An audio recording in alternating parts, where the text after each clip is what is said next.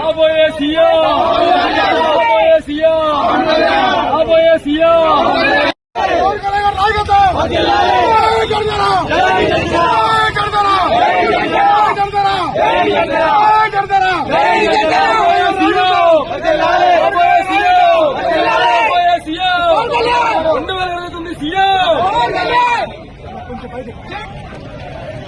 పల్నాడు జిల్లా దాచేపల్లి మండలం నుంచి జన సైనికులు మేము అందరం వేలాదిగా తరలివచ్చాం. ముఖ్యంగా ఇవాళ జరిగే 12వ ఆయుర్భావ సభకి చాలా విశేషం ఉంది. ఈ ఆయుర్భావ సభకి జయకేతనం అనే పేరు కూడా ఏర్పాటు చేయడం జరిగింది.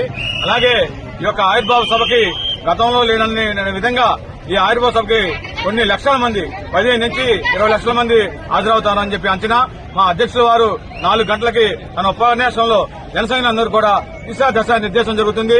ఈ ఆవిర్భావానికి ఒక విశేషం ఉంది. ఏంటంటే మేము 21 మంది ఎమ్మెల్యేలు పోటీ చేస్తే 21 మంది గెలిచాం, 2 ఎంపీలు గెలిచాం.